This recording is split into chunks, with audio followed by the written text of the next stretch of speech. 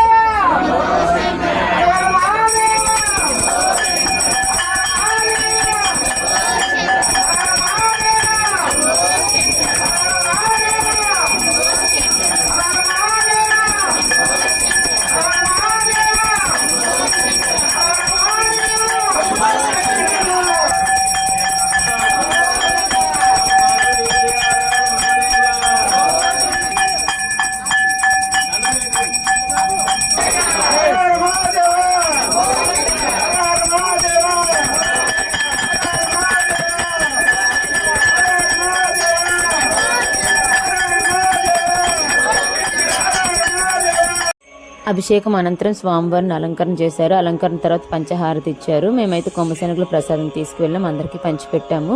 ఎవరైనా రుద్రాభిషేకం చేయించుకున్నట్లయితే చాలా మంచి ఫలితాలు అయితే మనకు అందుతాయండి. స్వామివారి అనుగ్రహం కలుగుతుంది, కీర్తి ప్రతిష్టలు పెరుగుతాయి, ఇంట్లో ఉన్న సమస్యలు తొలగిపోతాయి, మనశ్శాంతి కలుగుతుంది. నా వీడియో నచ్చినట్లయితే లైక్ చేయండి, షేర్ చేయండి, సబ్స్క్రైబ్ చేయడం మర్చిపోవద్దు. స్వామి అనుగ్రహం మీ అందరిపై కూడా ఉండాలని మనసారా కోరుకుంటున్నాను.